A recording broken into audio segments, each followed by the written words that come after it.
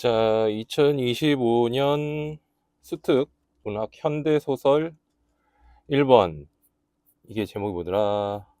자, 염상섭의 만세전 해설하겠습니다. 만세전의 만세는 다른 게 아니고요. 이거 3.1운동 얘기를 하는 겁니다. 3.1운동 그 만세 운동 얘기를 하는 거고요. 만세전이라는 얘기는 그 3.1운동 직전을 얘기를 하는 거예요. 그래서 이 소설이 얘기하고자 하는 바는 뭐냐 하면, 그러니까 3.1운동 직전에, 그러니까 아직 일제강점기잖아요.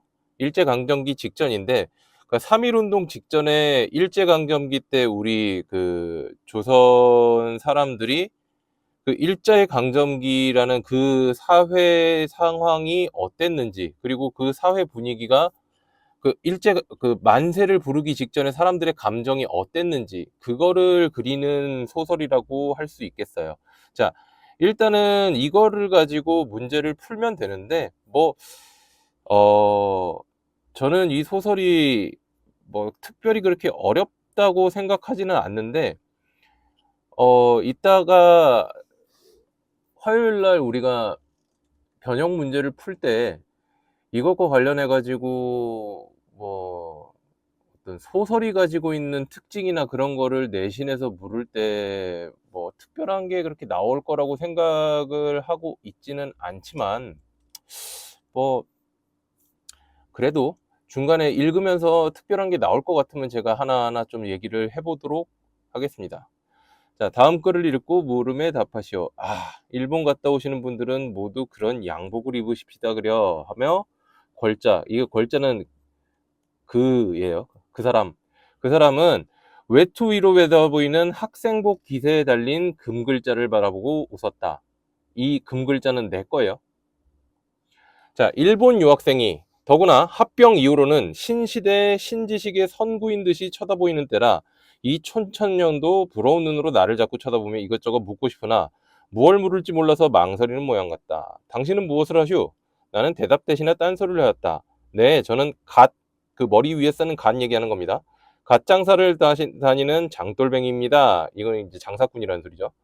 그는 자기 비하라도 하듯이 웃지도 않으며 자기 입으로 장돌뱅이라고 한다. 가시오? 그래. 요새도 갓이 잘 팔리나요? 그저 그렇죠. 촌에서들은 그래도 여전히 갓을 쓰니까요. 그러니까 일제강점기가 됐는데도 촌에서는 아직도 갓을 쓰는 거예요. 나는 좀 의외로 생각하였다. 두 사람은 잠깐 말을 끊었다가 나는 다시 물었다. 그러나 당신부터 왜 머리는 안 깎으우? 세상이 바뀌었을 뿐 아니라 귀찮고 돈도 더 들지 않소? 웬걸요? 촌에서 머리를 깎으려면 더 괴롭고 실상 돈도 더 들죠. 게다가 머리를 깎으면 형장내들 모양으로 내지어도 할 줄 알고, 이 내지어라는 게 일본어입니다. 왜냐하면 그 당시에 그러니까 일제강점기 당시에 우리나라 사람들 입장에서 일본을 내지라고 불렀어요. 내지어도 할 줄 알고 시체 학문도 있어야지 않겠나요? 시체 학문이라는 거는 그렇게 대단한 건 아니고 그 당시 그냥 신학문. 자, 머리만 깎고 내 집 사람을 만나도 말대답 하나 똑똑히 못하면 광청에 가서든지 순사를 만나서든지 더 성가신 때가 많지요. 귀찮은 때가 많다는 얘기죠. 이렇게 만건을 쓰고 있으면 요보, 이거는 이제 일본 사람들이 당시 조선 사람들을 얕보는 말인데, 우리나라 사람들이 여보세요, 여보 하는 거를 이제 낮잡아 부르는 말이에요.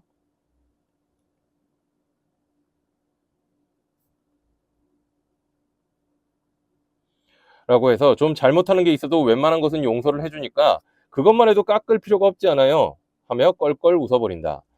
그도 그럴듯하지만은 같은 조선 사람들끼리라도 머리만 깎고 양복을 입고 개화장을 휘두르고 하면 대접이 다른 것 같이 역시 머리라도 깎는 것이 저 사람들에게 천대를 덜 받지 않소.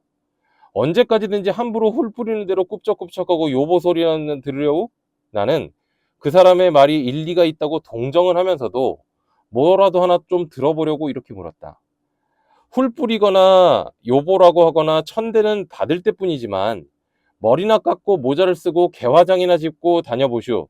가는 데마다 시달리고 조금만 하면 뺨따기나 얻어맞고 유치장 구경을 한 달에 한두 번쯤은 할 테니 당신네들은 내지어나 능통하시지요? 하지만 우리 같은 놈이야 맞으면 맞았지 별 수 있나요? 그러니까 일본어를 못하면 당시에도 차별대우가 심했다는 거죠. 천대를 받아도 얻어맞는 것보다는 낫다.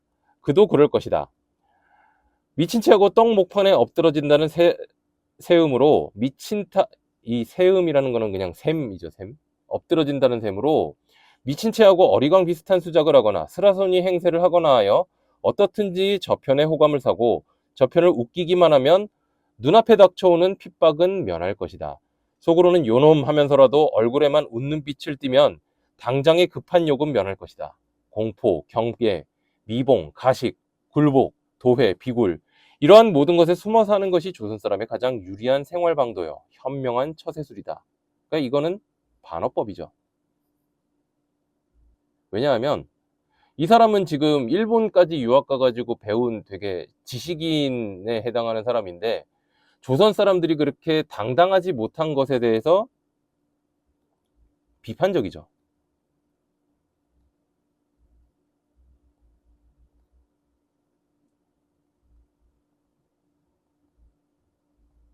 실상 생각하면 우리의 이러한 생활 철학은 오늘에 터득한 것이 아니요 오랫동안 봉건적 성장과 관료 전제 밑에서 덕계가 안고 굳어빠진 껍질이지만은 그 껍질 속으로 점점 더 파고 들어가는 것이 지금의 우리 생활이다. 어떻든지 그저 내 지인과 동등한 대우만 해주면 나중엔 어찌되든지 살아갈 수 있겠죠. 청년은 무엇에 쫓겨가는 사람처럼 차 안을 휘휘 돌려보다 보고 나서 목소리를 한층 낮춰서 다시 말을 잇는다. 자, 중략 부분 줄거리 읽겠습니다. 서울에 도착해서 머물다가 아내의 초상을 칩니다. 지금 이 사람 나가 원래 일본에 있다가 아내가 아프다는 얘기를 듣고 서울로 가는 길이었어요. 자, 그리고 동령에서 친분이 있었던 카페 종업원 정자에게서 일을 그만두고 대학에 입학하게 되었다는 편지를 받고 답장을 쓴다. 자, 모든 것이 순조로이 해결해가고 학교에 들어가시게 되었다 하오니 얼마나 반가운지 모르겠습니다. 이게 내 편지입니다. 과거 반년간의 쓰라린 체험이 오늘의 새로 태어남을 위한 커다란 준비식이었었던 것을 생각하면 그동안 나의 행동이 부끄럽지 않을 수 없습니다만 한편으로는 내 인생에 있어서도 다만 젊은 한때의 유흥 기분에만에 그치지 아니하였던 것을 감사하며 기뻐합니다. 그러니까 잘 돼서 좋다라는 얘기죠. 그러나 나중에 달콤하고 아름다운 추억으로 남아있으리라고 생각할 뿐이라면 이렇게 섭섭한 일도 없고 당신은 또 자기를 모욕하셨다고 노하실지도 모르나 언제까지 그런 기쁨과 행복에 잠겨있도록 이 몸을 안전하고 자유롭게 내버려 두지 않으니 어찌하겠습니까? 나도 스스로를 구하지 않으면 아니 될 책임을 느끼고 또 스스로의 길을 찾아가야 할 의무를 깨달아야 할 때가 닥쳐오는가 싶습니다. 지금 내 주위는 마치 공동묘지 같습니다. 이거는 조선의 현실을 얘기하는 거죠. 생활력을 잃은 백의 백성과 낮에 횡행하는 임해망량 같은 존재가 뒤덮은 이 무덤 속에 들어앉은 나로서 어찌 꽃의 서울에 호흡하고 춤추기를 바라겠습니까? 눈에 보이는 것, 귀에 들리는 것이 하나나 내 마음을 부드럽게 어루만져주고 용기와 희망을 돋우어주는 것은 없으니 이러다가는 이 약한 나에게 찾아올 것은 질식밖에 없을 것 이외다. 그러나 그것은 장미꽃송이 속에 파묻혀 향기에 도취한 행복한 질식이 아니라 대기에서 절연된 무덤 속에서 화석되어가는 구더기에 몸부림치는 질식입니다. 이게 조선의 현실이라는 거죠. 그래서 이 사람은 어떻게 하냐면 조선을 떠나고 싶다는 거예요. 소학교 선생님이 사벨, 이게 일제강점기 때인데 칼을 차고 교단에 올라요. 칼을 차고 교단에 오는 나라가 있는 것을 보셨습니까? 나는 그런 나라의 백성이다. 고민하고 온회하는 사람을 존경하시고 편을 들어주신다는 그 말씀은 반갑고 고맙기 짝이 없습니다. 그러나 스스로 반성하는 고민이요 고뇌가 아니라 발길과 채찍 밑에 부대끼면서도 숨이 죽여 엎드려 있는 거세된 존재에게도 존경과 동정을 느끼시나요? 하도 못생겼으면 가엾다가도 화가 나고 미운 증이 남는 법입니다. 혹은 불쌍하게 느끼는 마음이 있을지 모르겠지만 불쌍하게 느껴봤자 아무것도 구하지 못합니다. 이제 구주의 천지, 그러니까 온 세상은 참혹한 사륙의 피비린내가 거치고 이제 2차 세계대전이 끝나가는 거죠. 아, 이거는 만세 전이니까 1차 세계대전이겠죠?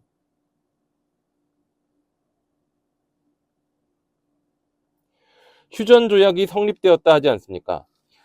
부질없는 총칼을 거두고 제법 인류의 신생을 생각하려는 것 같습니다. 그러나 이 땅의 소학교 교원의 허리에서 그 장난감 칼을 떼어놓을 날은 언제 있지? 숨이 막힙니다. 우리 문학의 도는 자유롭고 진실된 생활을 찾아가고 이것을 세우는 것이 그 본령인가 합니다. 우리의 교육, 우리의 우정이 이것으로 맺어지지 않는다면 거짓말입니다. 이 나라 백성의 그리고 당신의 동포의 진실된 생활을 찾아나가는 자각과 발분을 위하여 싸우는 신념 없이는 우리의 우정도 헛소리입니다. 나는 형님이 떠날 때 초상에 쓰고 남은 것이라고 동경에 갈 돈과 함께 책값이며 용돈으로 내놓고 간 300원 속에서 100원을 이 편지와 함께 붙여주었다. 혹시는 다른 의미나 있는 줄로 오해할 것이 성가시기도 하지만 동경에서 떠날 때 내가 받은 것도 있거니와 정자의 새 출발을 축하하는 의미라고 한마디 쓰고 다소 부조, 이 그 외 결혼할 때 축의금 그리고 장례식 때 부조하는 그 부조의 의미예요. 실상은 동경 가는 길에 들르지 않겠다는 결심을 다시 하였기 때문에 아주 이것으로 마감을 하여버리고 나도 이 기회에 가뜩한 몸이 되고 싶었던 것이다 라고 하는군요.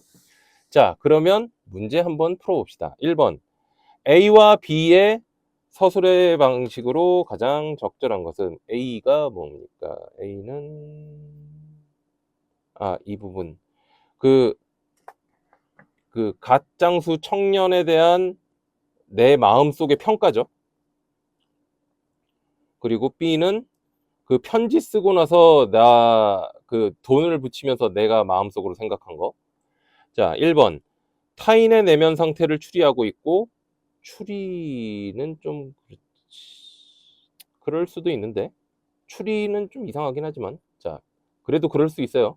자, B에서는 타인의 겉모습과 행동을 묘사하고 있다. 겉모습과 행동은 아니죠. A에서는 현재 벌어지는 상황의 의미를 분석하고 있고 현재 벌어지는 상황의 의미 아니죠. 그 상대방의 상황 쪽이 더 가깝겠죠. 자, A에서는 자신이 살아온 이력을 설명하고 있다. 그런 거 아니었죠. 자, 4번 A에서는 타인의 말에 대한 주관적 판단을 드러내고 있고 그렇죠. 자, B에서는 자신의 행동에 담긴 의도를 서술하고 있다. 이게 맞겠죠. 자, 그리고 2번 그에 대한 이거 장돌뱅이 얘기하는 거죠. 자, 4번 1번 장을 돌아다니면서 갓을 팔죠. 무시당하는 거 괜찮다 그러고 차려입은 모습을 보고서 일본에서 오는 길이라고 생각을 하죠.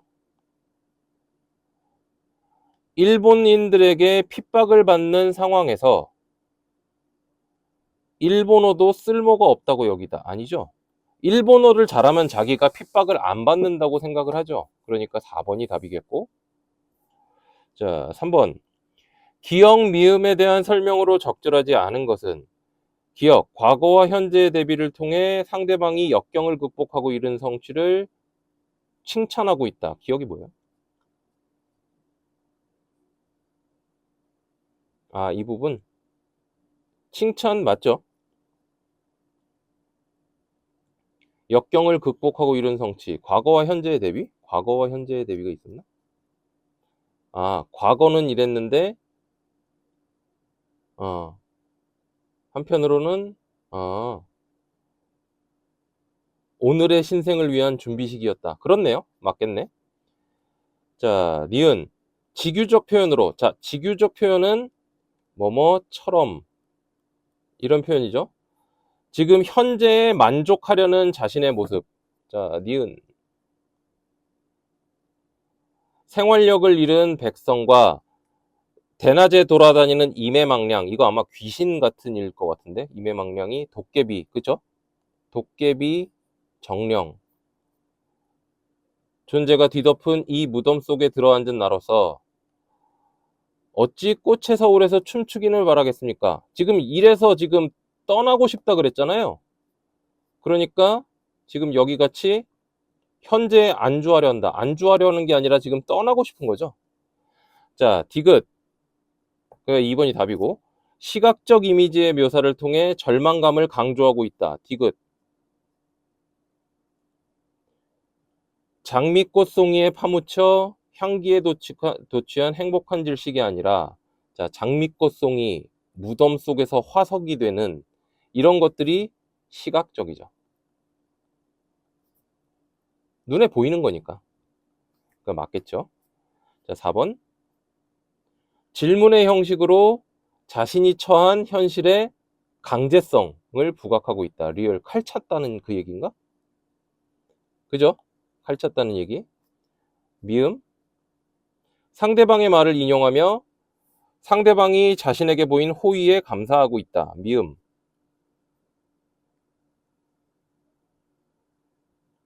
고민하는 사람을 존경하고 편을 들어주신다는 그 말씀은 반갑습니다. 그 말씀을 이 말을 옮겼죠. 그러니까 인용한 거 맞죠. 자, 3번은 2번이고요. 4번. 자, 보기를 참고해야 윗글을 감상한 내용으로 적절하지 않은 것은 둘 이상의 이질적인 사회나 집단에 동시에 속하여 양쪽의 영향을 함께 받으면서도 그 어느 쪽에도 완전하게 속하지 아니하는 사람을 경계인이라고 하는데, 경계인은 심한 정서적 불안을 겪을 수 있대요.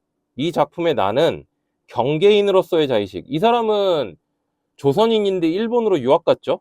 그래서 경계인인데, 일본에서 근대문물을 경험한 지식인인데 조선 민중에 대해서 우월적 태도를 드러내고 그애들의 생활 방식을 비웃는데, 한편으로는 식민 지배를 받는 민족이잖아요. 자기도 조선인이니까. 그래서 고뇌를 해요. 그래서 지식인으로서의 정체성을 바탕으로 갈등 해소의 실마리를 찾아요. 자, 적절하지 않은 것. 1번.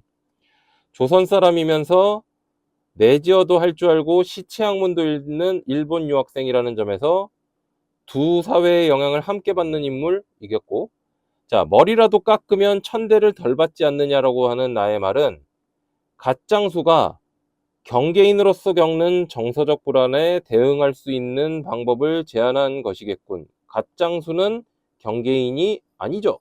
그러니까 2번이 틀렸고요. 자, 3번.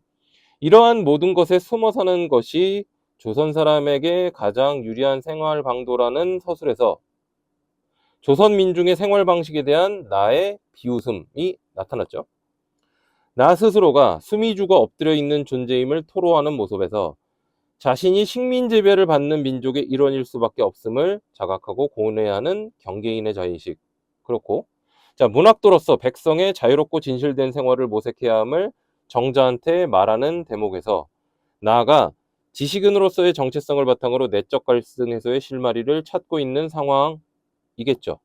자, 여기까지가 되겠고요. 수업 시간에 보고 이거 관련된 변형 문제 같은 것들을 풀어보면서 한번 다시 확인하도록 합시다. 고생하셨습니다.